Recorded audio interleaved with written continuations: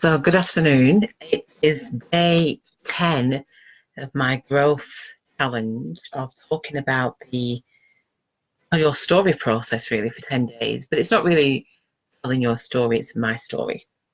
It's a growth challenge is about my story. And the focus today is health. I just want to put this in because the sound sometimes is a bit interesting and I completely forgot. So, as I'm focusing on health today, I was thinking that there's three types of health. There's the mental health, there's the physical health, and there's the emotional, spiritual health. And it was only when I was back in 99, when I was working for a charity in Lancashire, which is really interesting as I'm even talking about this. Hi, whoever's just joined me. Terry, hi, great for you to join me. Just talking about health and talking about that there's three levels of health, and maybe you can interact and let me know what you think. So we have mental health, physical health, and spiritual health. And this is the first time, I suppose, that I've ever gone live talking about the catalyst that made me change was back in 1999. I was working for a charity in Lancashire, and the charity was in debt and chose not to tell me. So I arrived on my first day and was given a bunch of flowers, and these flowers felt like they were thrown at me. And I went to reach out for the flowers, and I just felt, oh my gosh, my gut feeling just said, danger, money, keep your mouth shut. So in a way, emotionally and spiritually, I was being told something isn't right. And basically, it took me 2.5 years to uncover that there was a debt in the charity and I was being made the scapegoat. So I was being blamed for this misspending. But what I suppose wasn't really going to be accounted for is that actually I ended up uncovering this misspending. And what happened?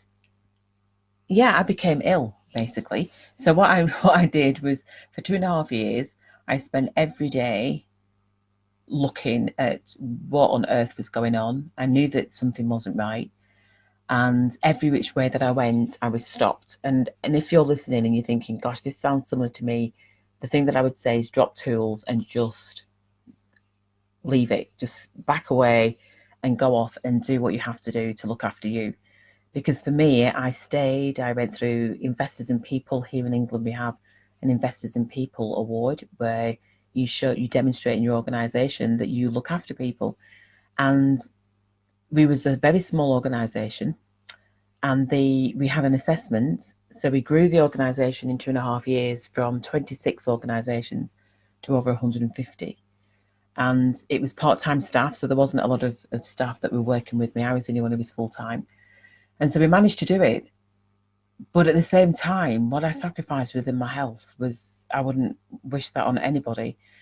And in the end, we got the Investors in People award because of my determination and focus and passion for people. That's the bottom line, is that I was told that they were going to give us the award based on the work that they'd seen. And they also said that they couldn't give me the award until the organisation that I was working for, the trustees of the charity, unless they could give me a letter to say that they would support my management. This is the first time I've actually spoke about this other than through my story. So it's quite interesting emotionally what it's bringing up, because here I was being blamed for this debt of £43,000 that was a charity that has never been accounted for, and that was over 10 years ago now. In fact, over 18 years ago. But nobody would actually listen to what I was saying. Nobody would listen in terms of the funders with regards to the fact that this funding had been misspent. It was like it was brushed under the carpet, but not just from the trustees, but actually from the funders. The funders wouldn't actually accept the complaint that I'd put in. It was really bizarre. But at the end of the day, there was misspending in the charity, and I uncovered it. So there was a lesson that I was being told, that was 18 years ago, of trust your gut feeling. So on that mental space, they were trying to blame me. So they were trying to make it out as though the information that was being presented was kind of like confusing. Then physically, my body was breaking down. And spiritually, I just felt quite bankrupt. I felt spiritually numb, is probably the word. That resulted in a 3-month sick note. So I was signed off for a month. I'd never been signed off ever before. And it was the best gift that I'd ever been given. So again, if you are off sick because it's work related, reach out, let's have a conversation, because there's something saying that you need to change and switch out what it is that you're doing. I also believe that if you are using substances, toxic substances, to cope with life, be it alcohol, nicotine, whatever it is, something is telling you that something needs to change in your life. And you know that anyway. But again, if you need support in being able to do that, to address that, reach out, because what we're trying to do and what I'm realizing is there's a lot of issues that are going on for all of us.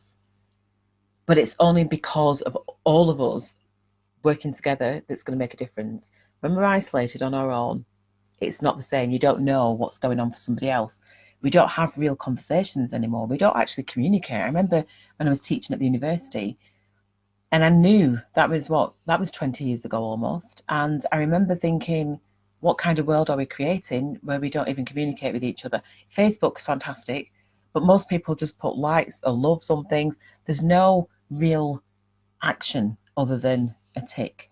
And I think I'm challenging people. If you're somebody who wants more than just a tick, a like, a love, who wants more than just a comment, they want to really feel as though they're making a massive contribution to the world. Because that's what I feel. I don't feel satisfied just putting a like or a tick. It doesn't feel right. So for my personal health, it's about creating balance in mental health, in spiritual health, and in terms of emotion and physical health. It's about having those three lots of balance. So that's where I'm at. I'm happy to talk to anybody who watches this video and is like, help me, help me, help me.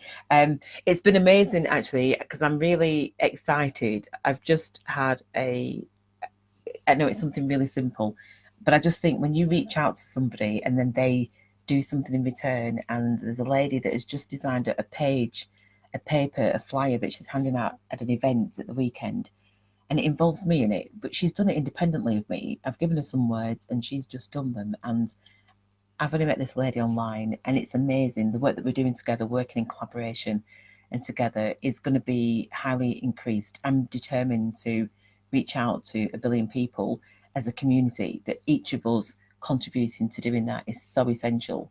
So comments below will be fantastic. Thanks for listening, and I look forward to speaking more about day 11, which I think day 11 is about, so I've just look at my little book. So health is today, choices and rebalance. Thank you so much for joining me. See you tomorrow. Bye bye.